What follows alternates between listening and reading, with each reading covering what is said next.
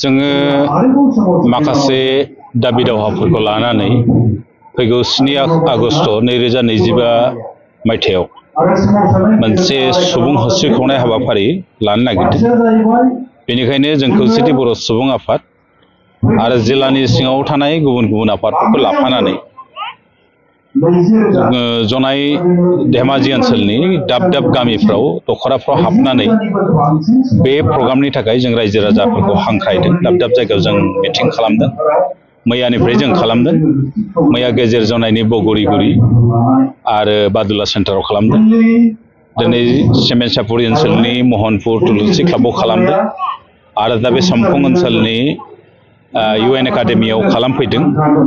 जाहोना जाहैबाय जों सानबाय थादों बिटिआर सुक्ति जानाया थामथि बर' गोजोन गोरोबथा जानाया दिनै 2020 मायथाइनि 27 जानुवारियाव जालांनायनि उनाव दिनै 5 बोसोराव आगान होबाय। बे 5 बोसोराव आगान होब्लाबो जोंनि रांखान्थि समाजखान्थि जोंनि राव हारिमु रैखाथि आरो जोंनि सिनायथिखौ रैखाथि होनो थाखाय जोंनो होनाय बर' कसारि वेलफेयार अट'नमास काउन्सिलनि जि मावनां हाबा सरकारा दिनैसिम मावजोबना होआखै। बिनि गामि सोसननाया जायाखै। सेथि खोलोबाव सोदोंमोन 958 गं गामि।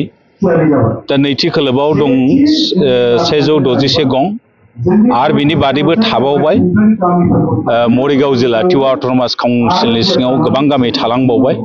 गवालपारा आरो साउथ कामरुप राभा हासङाव थानाय 312 गं गामिखौ दिनैसिम गंसेबो गामि जोंनि बर' कसारि वेलफेयार अट'नमास काउन्सिलाव सोआखै।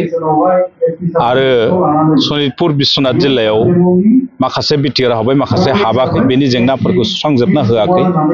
बेनिखायनो बर' कसारि वेलफेयार अट'नमास काउन्सिलनि सिङाव बिटिआरनि बायजोआव थानाय गंफ्रोम गामिफोरखौ सोसनजोबनानै बिनि बियाबफोरखौ दाफुंनाय आरो बियाबफोरखौ दाफुंनानै बिसायख'थि खुंनानै होनायनि दाबियाव आरो कार्बि आंलं आरो डिमा हासावआव थानाय बर'फ्रा मोननै सुक्तियाव जायगा मोनदोंमोन। बे हाजोआरि ट्राइबेल मर्यादा मोननांगौ होननानै दिनै बिथांमोना दिनैसिम बे सुक्तिया जाफुङाखै।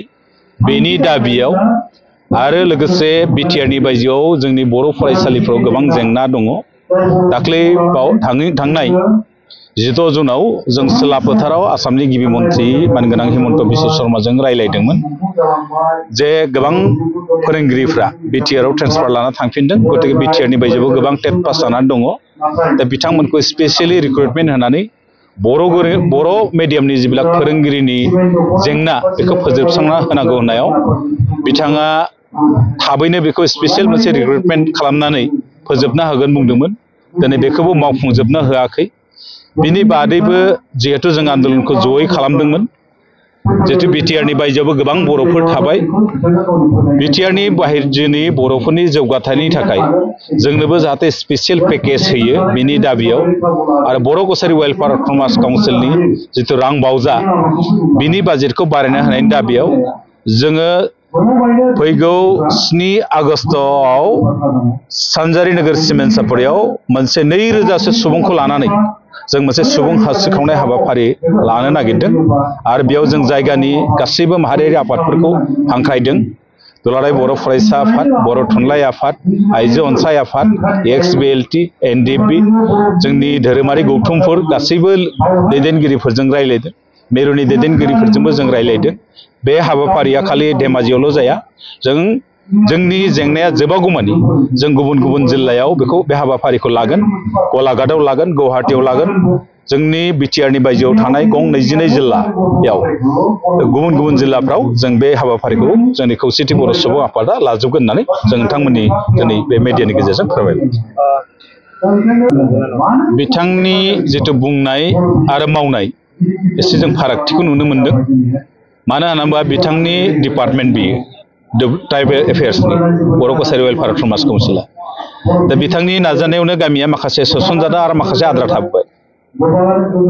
गतिके जोङो नैबे सोसननाय माखासे आद्रा आद्रिखौ जों लुबैयाखै। जों लुबैदों बर' हिसाबै जों खौसेयै नैबे काउन्सिलाव थाजोबनो मोननांगौ। राभा हासङावनो जा बा मिसिं अट'नमास काउन्सिलावनो जा। मिसिं अट'नमास काउन्सिला जुदि डिनटिफाइ खालामनानै बर' कसारि अट'नमास काउन्सिलाव बर' गामिफोरखौ थिसननो हायोबा राभा हासंनिफ्राय मानो हाया? गतिके बेखौबो सोरखारानो बेखौ बिबान लानांगौ गतिके बिथाङा बुंदोंमोन सेप्टेम्बर दानाव इलेक्सन खुंनो सेप्टेम्बर दानाव खिन्थु इलेक्सन खुंनायनि खुनु परिबेसखौनो बिथाङा खालामनो हायाखै दिनैसिम गामिफ्रानो थिसनजाजोबाखै बियाबफ्रा दाजायाखै गामि थिसनजाजोबाबा बियाबफ्रा दाजायाबा बोरैहाय बिसायख'थि खुंनो गतिके बेफोरनि डिमान्डआवनो जों नैबे 7 अक्ट'निफ्राय सुबुं होस्रिखावनाय हाबाफारिखौ जों लादों गनाय होनांगोन जों मिथिगौ बर' हारिया जेब्लायबो खुनु आन्दोलन खालामालासिनो जेबो जिरादखौनो ओरैनो मोनफेराखै गतिके सुबुंनि होस्रिखावनाय बे आन्दोलना ओरैबायदि जायगासिम थांगोन गतिके आरो सम आरो थासारिखौ नायनानैसो जोंबो खालामदों जिहेतु 22 नि इलेक्सन दं गतिके जोंनि डिमान्डफ्रा जायाबा 22 नायगोन बेखौ